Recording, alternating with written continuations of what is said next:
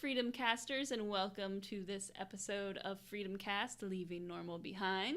Today, we are celebrating Jordan's 1-year anniversary of becoming an entrepreneur full-time. And almost the 1-year anniversary of this podcast. Yes. Almost, which is insane that this podcast has been going on for a year. Also, it's insane. I still cannot properly pronounce entrepreneur after a full year. I always sound funny saying entrepreneur. And then when I say the one site that I really like that's related to Kindle, SEO, and all of that stuff, it's Kindlepreneur. Miranda always thinks that's funny. It's just, it's like you have to growl at the end, like, I'm Preneur. an entrepreneur. I'm an entrepreneur. Yeah, it's weird. But it's good. Maybe in another year I'll be able to say it right. Maybe in another year. Yeah, here's to next year. So, today to celebrate, we thought it would be a good idea. Actually, I thought of this. I was roped into this. Roped in, yes. He had no say in this at all.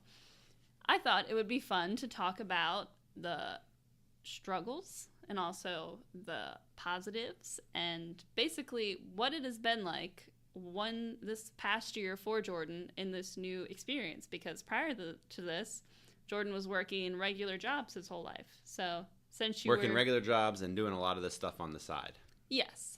This past year has just been full-time with this work. But previous to that, you were just doing regular 9-to-5s or, working in the meat room at Future Foods. Or it took me a little bit to try to think about what I had done before this. But yes, you're right. Working with the elderly. Let's see. I went from, working in the meat room at Future Foods and then I did that on summers at college.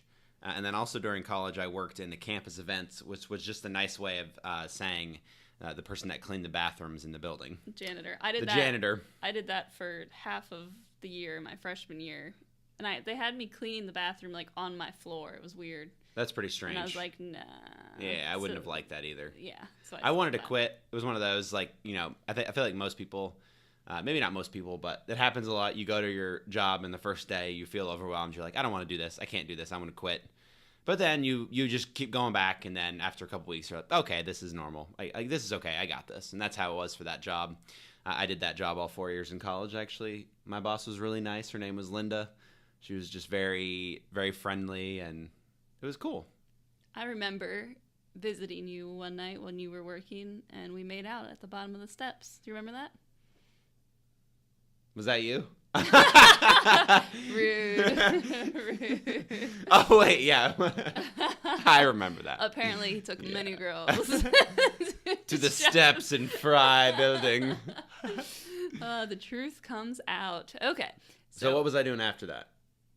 Just because we're talking about it, so it kind of makes sense to go over.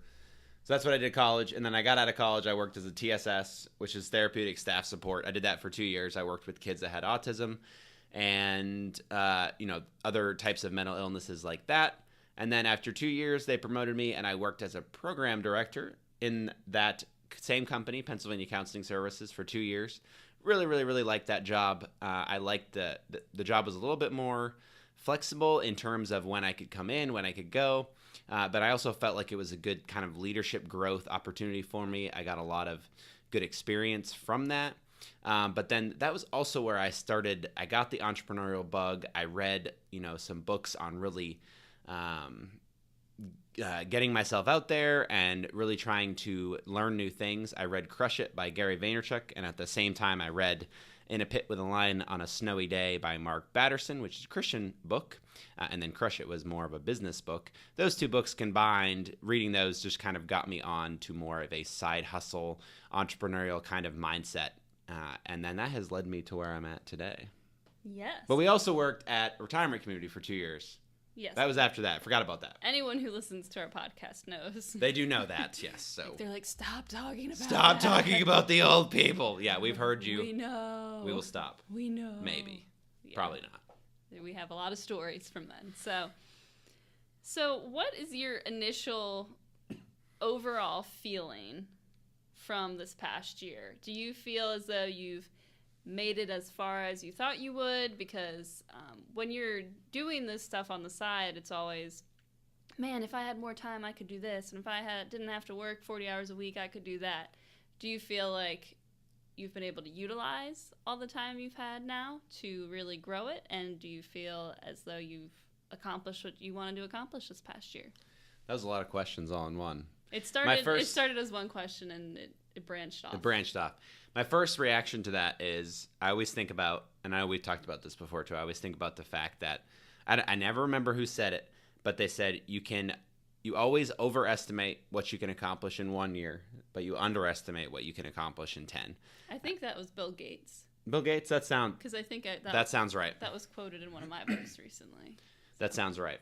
But yeah, we overestimate what we can do in a year. And I think we have that same mindset when we're doing side hustles and we're starting something on the side. We think, oh man, like this is all I want to do. I don't want to do my day job. Like I'd love to just jump into this full time. But often, and I think what's been true for me is that, most of our time during the day, even when I was able to pull myself out of the normal 9 to 5, I still had to have some kind of job, in quotes, that would pay the bills. So I had to spend, and I still have to spend a majority of my time, a lot of my time, and now it's less than it was before, but I still have to spend a lot of time working to pay the bills and getting the stuff done that needs to get done. And even though I pulled away from that to spend more time on my writing and those things, I still have to spend a lot of time working like freelancing type stuff. So I think it's that, it's unless you really get really lucky and strike it rich, you put a book on Kindle and it becomes a super bestseller and you make $100,000, then maybe you have a little bit more wiggle room to, delve in. Then maybe you have a little bit more wiggle room to spend all of your time working on the one thing, maybe just the one or two things that you're doing. Did that answer your question? It answered probably two of the two of the five. Okay. That's acceptable. So how do you prioritize your time? I know that you've tried a bunch of different methods because, like you said, you're doing freelancing. Your main goal, your dream would be to just write full-time, write books. But right now you're doing that along with freelancing, along, with coaching, self-publishing authors, along with your blog, along with, things like the podcast. So, so how do you, when you wake up in the morning, how do you prioritize, well, I want to work on this passive income to, help me down the road in the future, but I also need to pay for, our expensive grocery bill. Yeah. So we spend a lot of money on groceries. Yeah. So the answer to that is, I think, trial and error. And that's just kind of what I've done for this past year. I've just consistently changed my approach to things and consistently asked myself, am I doing the right things? Am I making the best use of my time? And then I think one of the most important things I've realized is to not beat yourself up after you've had like a day where you were not productive. I've had several days, and I tell Miranda, I'm like, I was not productive today. I could not get it going. I could not figure out what I wanted to do today. Or once I decided what I wanted to do, I sat down and just couldn't do it. So yeah, I think that's the number one thing, is to not beat yourself up after those days and then just to get right back at it the next day. Let's see. What was more part of that question? Just prioritizing, because I know you've actually just started kind of a new system today, so I think you can speak to that a little bit about, a new experiment on how to prioritize. Yes, and we'll get to that, but I did want to mention real quick that I just thought of that. I think before we get into that, it's important. I think you probably remember this. We did this about probably 4 months ago now. I wrote all of the different hats that I wear. I wrote it up on the board and just kind of had a brainstorming session with Miranda and said, okay, these are all the different these are all the different types of things that I do from day to day. I'm doing this, I'm doing that. I'm doing stuff from, I'm writing, I'm doing all that stuff for passive income. I'm also doing stuff on the side on Upwork. I'm also doing stuff for clients for Archangel Inc. I'm doing all of this different stuff. How do I prioritize? Exactly what Miranda's saying. Like, how do I figure out where to spend my time? But I think that session and that kind of talk with that, really kind of spelling it out, was a good way to see like what my priorities actually are. Because when you get that many different things going on, and I know we all have that in our lives where we just have so many different things that our brain goes, oh, well, what was I doing again? Like, what do I even need to do today? We can become so like confined to, or so confused by all the myriad of things that we have going on that we can't even pick one thing to focus on, even when we know that sometimes all we need to do is focus on the one thing and then move to the next thing. Sometimes it can be kind of overwhelming. Because I think a lot of times people don't realize how much energy it takes just to make a decision on Yes. what to work on. And it really is, It can be crippling. yeah, because you're sitting there looking at 10 different things, and the human brain can only process so many things at once.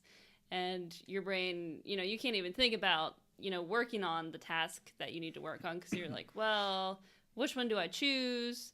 What's more important? What's going to take more time? What do I feel like doing? And that takes up all your mental capacity, and then you end up just floundering and eating ice cream instead. Yes. Well, that's what I do. That's what you would do.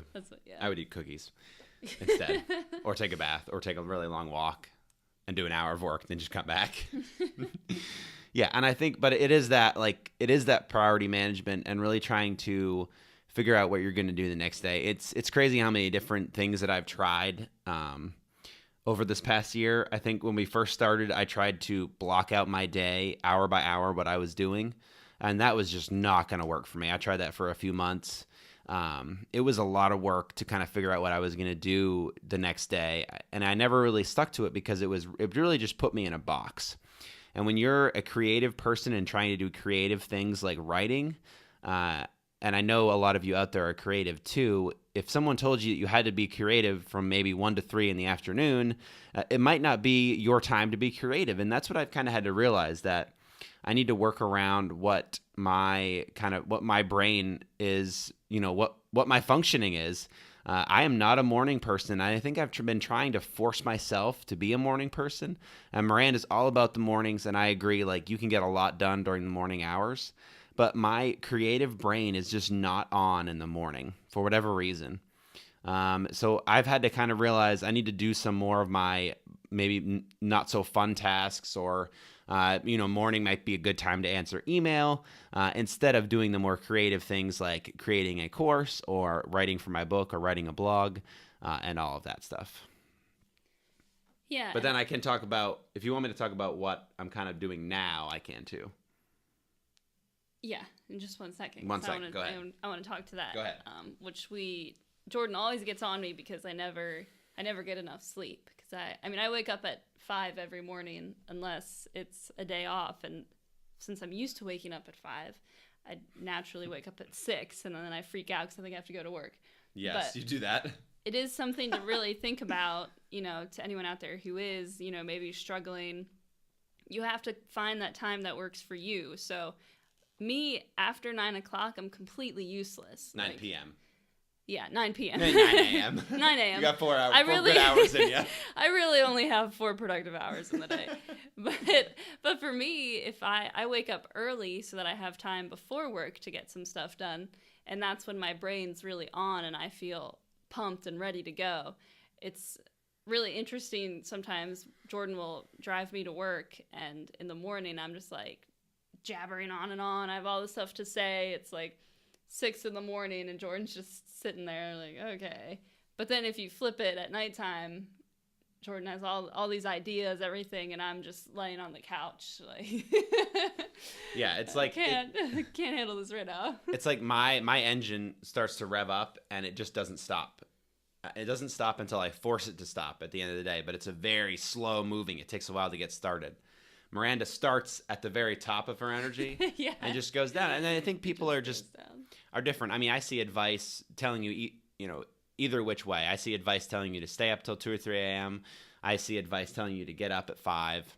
I see advice telling you to get up at the same time every day. And that's all good advice, but it doesn't work for everybody. I think it's really most important to figure out what works for you. And I think it's important to, if you really think a piece of advice is good, to try it out and see, because I think there's probably a reason it's a good piece of advice. I think it was Jordan Peterson that said that people that wake up at the same time every day are the most happy. I think it was one of those that it kind of fought off depression.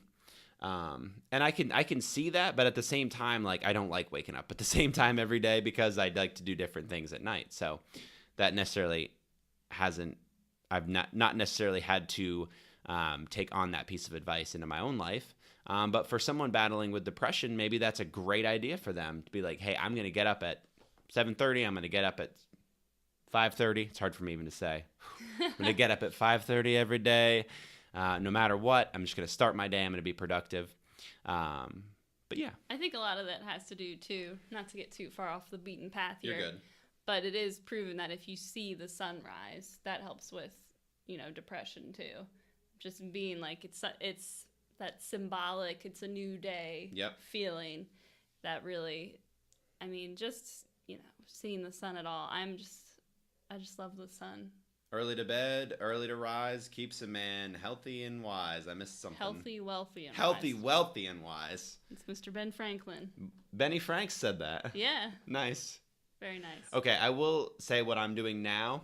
The only reason I hesitate to say what I'm doing now is because I have changed it so many times, and that's something I am trying to get better at, is not changing so many times and just not chasing that shiny object every time. But at the same time, I do have a desire to get better, and I think we do have to be careful with chasing that shiny object and not putting too much on our plate and not trying too many new things, but then also balancing that with staying the same and not trying to get better and grow too. So, and I think I would rather lean on the side of growing than not changing. So that's kind of what I do. But anyway, what I'm doing now is something I read about in a book called The Self-Discipline Blueprint by Patrick Edblad. You can find that on Amazon. It's a really, really good book. I just read it actually a couple days ago after we were recording this, and he talks about figuring out your core competencies. And that really struck a chord with me because I've really been thinking about and like we said, I've been thinking this past year about how do I best structure my day, because it is a challenge to structure your day as a freelancer who wears as many hats as I do. And I know a lot of freelancers out there, a lot of people, even people that work from home. It's tough to structure your day when you're not going to a job and having someone tell you when to take lunch and when to take a break, which I absolutely despise having to even think about that. But I know a lot of people. What? Sorry, I've been. Go ahead. Miranda was giving me a look. I thought I said something really bad. No. Every time you say wear a bunch of different hats, I want to keep jumping in and make like a stupid joke. Like, yeah, you got your baseball caps, you got your beanies, your sun hats. I just had to get it out of my system because that's all I could think about, because you've said that multiple times. I only have one hat. It's an Under Armour hat. One actual That's awesome. hat. Yeah, but you wear a lot of hats. What was I saying? Was I even starting to say? You were saying you were about to get on a roll, and I'm sorry. I just had to. You're good. I just had to get that out of my system. I just like to say that, the hats. Yeah. And what I mean by that is all the different things that I do. Yes. Okay. So yeah, with all the different things that I do, I've been constantly trying to figure out a way to structure my days that are interesting to me, that I can stay kind of motivated and I can stay creative. But it's been a work in progress. It's been really difficult. I've had some really, really good months. I think this year, has been great. I think every month I get a little bit better, and I grow a little bit more with trying to figure that all out and trying to space my time out the most. But anyway, what I'm doing now is, with those core competencies, I figured out the 3 things that I think are most important, and I think that's great for anyone to brainstorm about that and think about what are your 3 most important. It doesn't have to be 3, but what are your most important activities? And if your most important activities are going to be the things that are going to lead you towards the most growth towards your goals. So just for example, I'll share mine. Mine ended up being marketing, number 1, and then reading and writing. And I am trying to see how it works. Like I said, I've only been doing this for a couple days.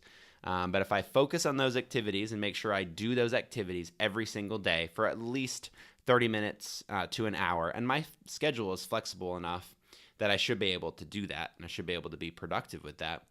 If I can do those 3 things every day, I'm thinking that will lead me to more success. And that's what I'm hoping for. I did it today, and I loved it. I liked having the I can still work around it. I can maybe read in the morning and then jump into emails after that and do all the things that I need to do freelancing wise, because that does end up taking a lot of my time, in the work I do for my clients.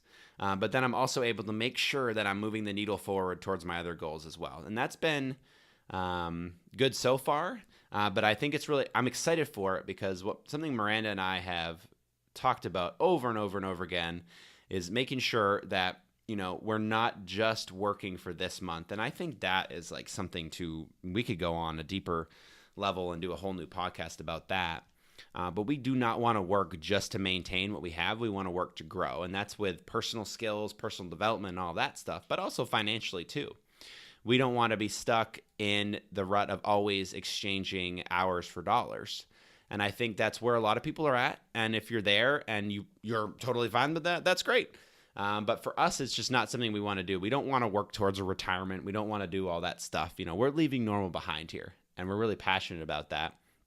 But what that is really involved is making sure that, especially since I'm the one that we are having do this whole entrepreneurial thing right now, we want to make sure that I am working towards the future as well, and not just working towards making sure we're okay now. Yeah. I'll let Miranda talk more about that. Or about the next thing. I just was running out of breath there. Yeah. Woo. Woo, that was a lot. Sorry, people. Well, I think I just want to add, from my experience, because I've been trying to do, working on my side hustles here. And we did an episode about side hustles. Don't remember which one. But we talked about side hustles and why you should consider getting one. But for me, I've definitely had a struggle with I'm too much or too little. So for a while there, I was just 100% like you are all or nothing. Just 100% focused on like I gotta build this stuff up. I gotta work. I was utilizing every possible minute I could. Just whatever, any second I had, I was like, okay, I'm gonna work. Gonna make this work so I don't have to do the regular 9 to 5. And of course, I got super burnt out pretty fast. So then I was like, okay. And you even said that you got to take a chill pill. And I was like, okay, I'll take a chill pill. Yeah, I was like, you can't continue going on like this. And I think a lot of people out there can probably resonate with that too. We think we get invested in something, we get passionate about something, and all of that's great. But then we end up just pouring too much of ourselves into it too fast, and then we just lose all momentum. Yeah, so then instead of just taking one chill pill, I took the whole bottle. And for about a month, you took a bottle. And then I kind of... It wiped you. Well, the hard part was I was working really hard, and we were doing You are still doing a lot, babe. The whole 30, and we were being very disciplined for a long time, and then I fell off the wagon. But it was good. It was, rejuvenating. But now I'm trying to ease back into it without going too far back into it. And it's just the same deal. You have to just keep trying different methods and see what works, because everybody's super different, and where I struggle with too much or too little, someone else might have different issues. So I think that's just worth mentioning too. That's also for people who, still are in a full-time job, traditional job, and want to do, the entrepreneurship on the side. It's the same deal. Just try to utilize different methods and read about different methods. And I think that's really a big part of it.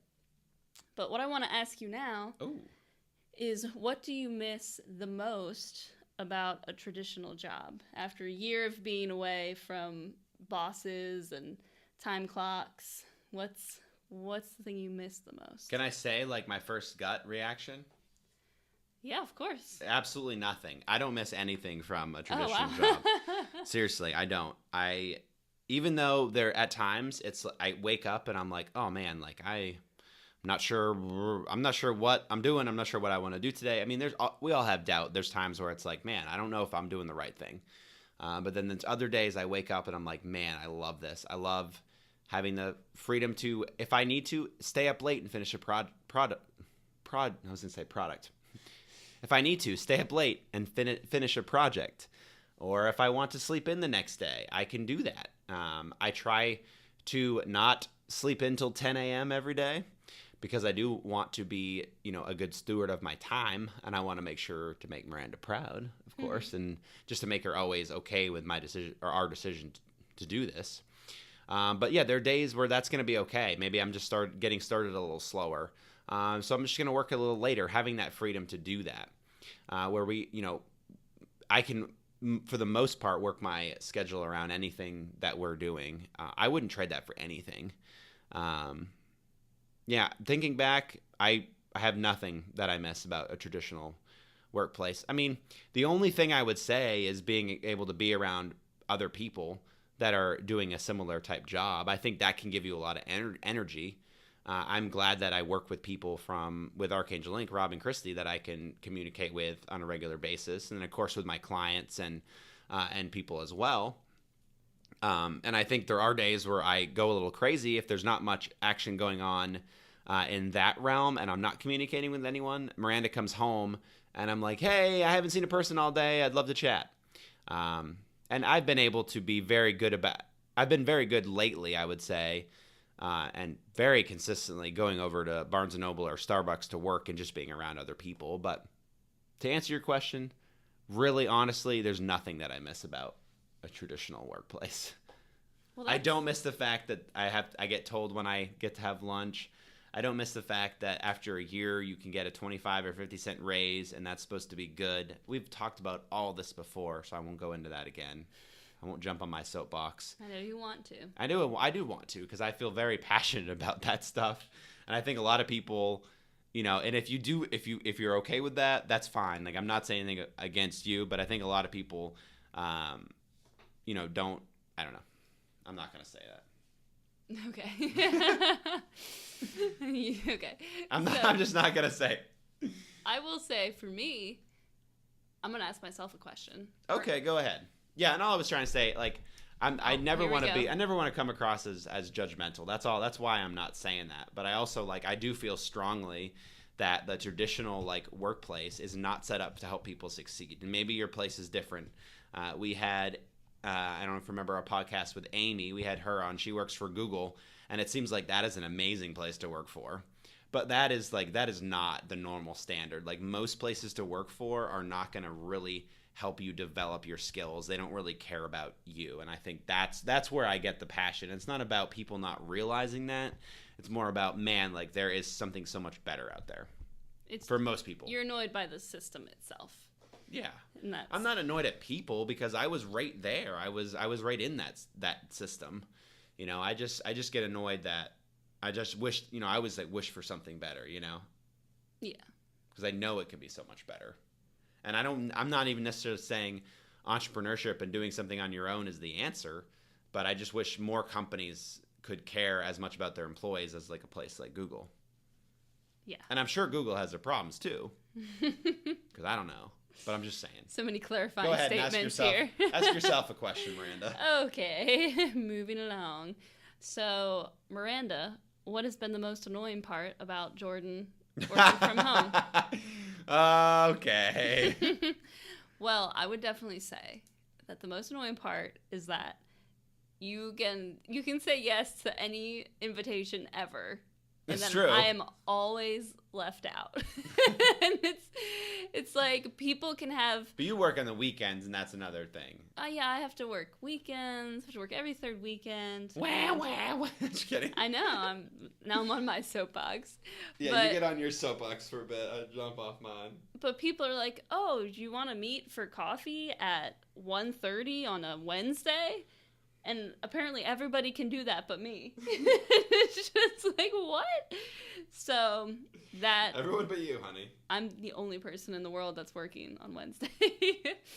But that, for me, has been the hardest part, is FOMO. I have severe FOMO anyway, but when you can go... That's fear of missing out for our older listeners, and... Yeah. Right? Isn't that what it is? Yeah. Fear of missing out. Fear of missing out, yeah. And...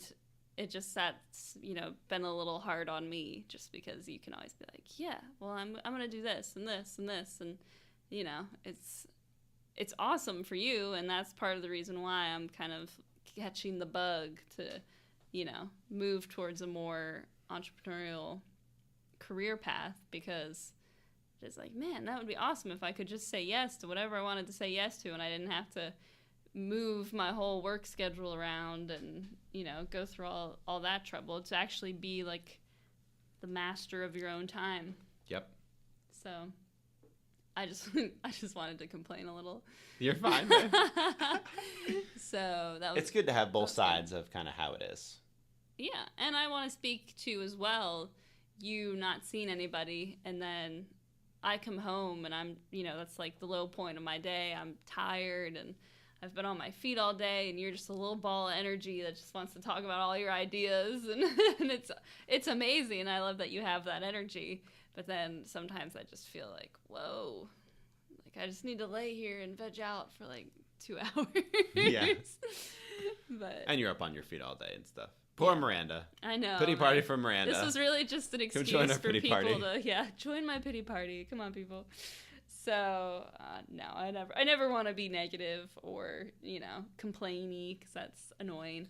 Well, it's just one of the things. There's hard things with anything. I don't, just because I don't miss anything from the corporate world doesn't mean like there aren't struggles here. I wish, like I said, I wish I could have found something that would have like definitely worked for my productivity.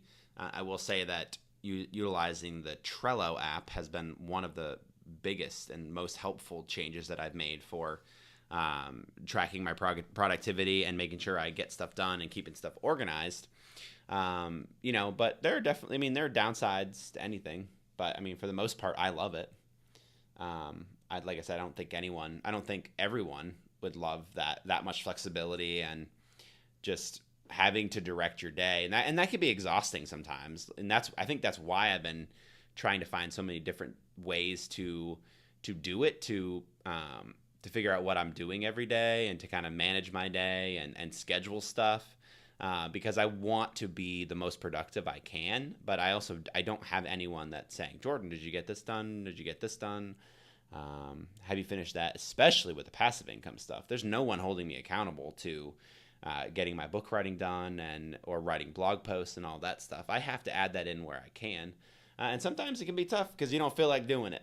There's some days I wake up and I don't feel like doing work, but then I know I have to go do it because I have goals that I want to reach.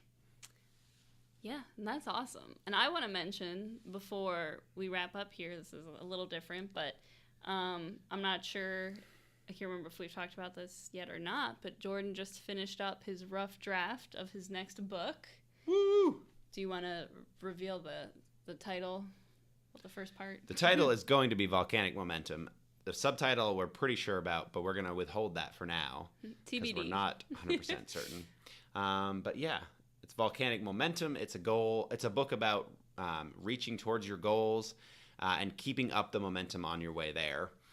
Because I've had a lot of experience with that in trying new things and getting close to a goal, and just, you know, how the kind of the brakes come on. And you're like, oh, I can't get to the end, such as losing the last 10 pounds. Or I use the example of finishing out writing a book can be difficult sometimes. And I mean, you can think, I have other examples in the book. I can't think of any right off the top of my head.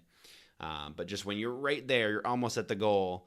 You're almost finished studying for a test or almost finished a paper, and you're like, or maybe those are like really tiny goals. Those are like tasks, but still, I think you can apply all the, you know, the principles and the methods you have in there to, you know, anything throughout your day, really. Yeah. Because sometimes it's the menial tasks that really, you know, stop you from achieving anything else, you know, like, man, I would work on like my side hustle, but I still gotta fold that laundry and I don't feel like it. Yeah. So I think it's, you know, applicable in a lot of areas of life. Yep, I talk about goals, I talk about momentum building strategies, and then I give you some good old fashioned encouragement in the end. So I'm super excited for that book.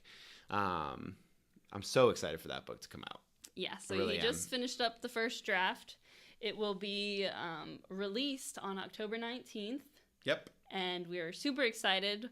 We are going to actually be doing a podcast series, and we're going to start it in a few weeks, so we're a little closer to the release date before we start our series on this. But it's going to be going over some of the principles, and it's going to be just a fun way to hype it up and get you excited for the book, because we're super excited for it. Yeah. Do you want to talk about the launch party? Yeah. Or would you like to reveal that at another day? Well, we're also... Man, we're talking about all kinds of side stuff on this episode, but it all relates to working from home. So there we go. Pulled it in. So we are going to also be throwing a book launch party on October 19th, which I'm kind of heading that up while Jordan focuses on finishing the book, which is an important aspect. So And then launching it digitally as well. yes. So we've got a lot of irons in the fire, and we're very excited, and we're definitely going to be talking about it more. So you're going to be super pumped. It's going to be an awesome book, and we're excited just to celebrate, Jordan writing another book with the party and tying it in with the podcast and just sharing all this great information with all of you guys. So yeah, a lot of good things going on. We're just chugging along. Yep. So thank you so much for listening, guys. If you have any questions on the content we went over today, just let us know. We'd be glad to interact with you. I enjoyed getting interviewed by Miranda there. None of that was planned, so please forgive any. Or it was planned that we were going to talk about this, but we actually didn't have an outline for this episode. So please forgive any major bunny. Oh, bunny trails. So please forgive any major bunny trails that we went on. We know that you guys like those because we like jumping on them too, but hopefully it wasn't too bad. But I did enjoy talking about my work over this past year. I cannot believe it's been a year. I love the experiences that I've had, but I'm also just trying to do my best to continue to grow, continue to analyze kind of what I have in place, and just, do the best I can moving forward. And I wanted to mention this earlier, but forgot. Before we go, I think it's super important to talk about this. What we've done in the past is nothing we should be really worried about. We really just need to be worried about what we're going to be doing in the future. I say that because I could look back and look at this past year, and I could look at all of the things that I've done wrong, and I've made a lot of mistakes. I've wasted a lot of time. I could focus on that and place that on the future and think about all the things I'm going to do wrong in the future. Instead, I think it's much better, and I've felt it's much more beneficial to, okay, I did all of those things, man, that wasn't great, but then just use that to grow and use that to continue to work towards your goals. I don't think we're ever in a place, and we've said this so many times, but we're never in a place where we're stuck. We can always change. We can always do things now to reach towards a better future. So I just wanted to say that before we headed out. Do you have anything to add on that, Miranda, before we head out? No, sir. No, sirree. All right. Wrap it up. Wrap it up. All right. Thank you so much for listening, friends, and make sure you stay toasty.